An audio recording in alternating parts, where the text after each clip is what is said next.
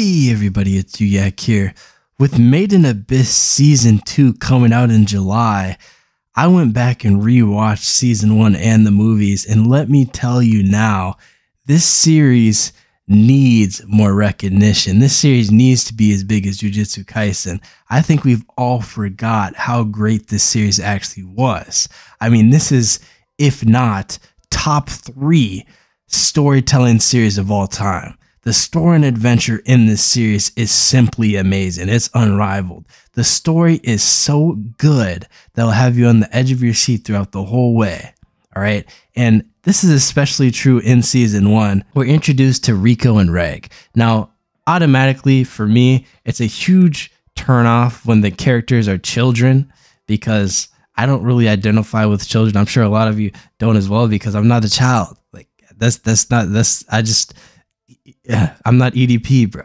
But with the main characters being children, you'd think the story would be like very childlike, but the story is actually gruesome.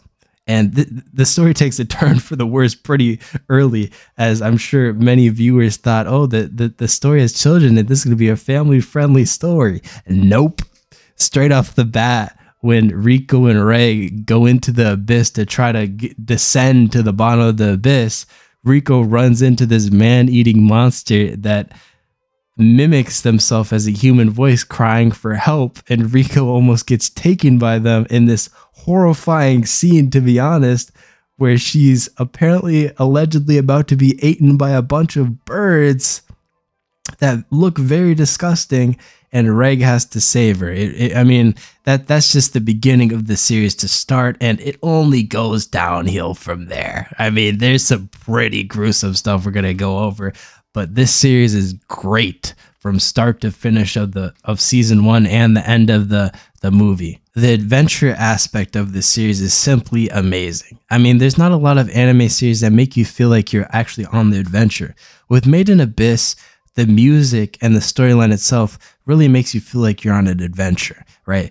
You're descending in the abyss. The wind's blowing against your skin, against your soul. You can feel that you're going to run into the next obstacle and you can't wait to surmount that obstacle. I mean, it is simply amazing, and it's definitely a top tier adventure series, because with a lot of these other series, it'll say it's an adventure, but it'll go in a lot of different ways and there's really no set goal. But with Made in Abyss, you know what the goal is. I mean, Riko wants to go to the bottom of the abyss to meet her mother, and she also has this fascination with the abyss because she was born in it, which everything made from the abyss is automatically attracted to the abyss, as they go over in the story many times over.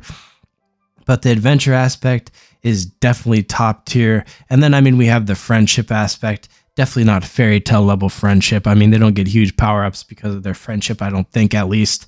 But Reg is, I mean, if you don't like Riko, which honestly, she can be very annoying from the decisions she makes, but it's important to note that once again, she is a child. So you can't really hold it against her. She is a child. Okay, so Riko is there for intellectual support and emotional support, and he's the guy with the big guns. I mean, we feel a connection with these characters. I mean, this is one of these series that honestly just doesn't care about what happens to the main characters, and that is absolutely amazing considering that the main characters are mainly children as well. I mean, throughout the series, once again, Riko consistently gets beat up.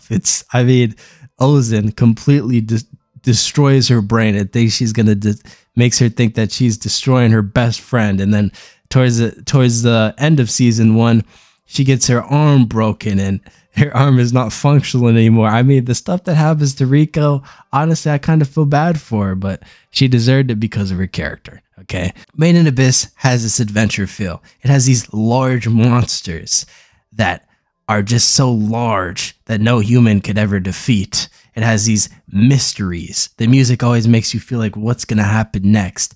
The abyss levels, the stages of the abyss, descending, makes you feel like you're taking on, like you completed an objective. We completed objective 1, we're on to the next. What is this level going to offer us? There's been myths about this level and how things are upside down and these creatures that no one could defeat. And if you descend past this certain level, you'll never be a human again. I mean, there's all these different mysteries that this series has that truly makes it amazing. And tying in directly with this story, I mean, we have the characters itself, getting to know these characters. Each character has their own individual story that you really get to know, so you actually identify with these characters. I mean, the villains in this series are simply amazing. It's not your classic trope of villains of, I'm going to do this, I'm going to do that just because of this reason. No, I think Bondtrude, if that's how you pronounce it, is a prime example of a great villain. I mean, this guy does not care what he had to do to get to his goal. This guy was literally running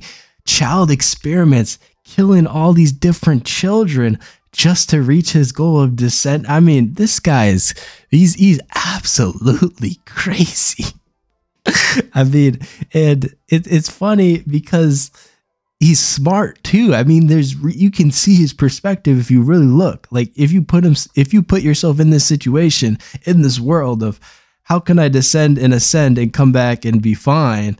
I mean, it makes maybe not the whole children board. I can't understand that much, but the villains have thought behind them. And more so than that is the backstories of some of these characters. I mean, just talking about Mitty.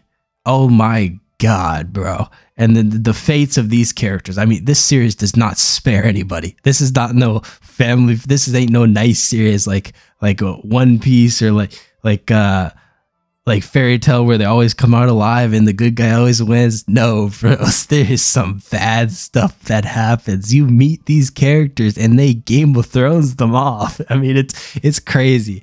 It is absolutely crazy. They will simply eliminate a character. There's been a lot of talk about what happens in season 2, and let me just say, it only goes more gruesome, bro.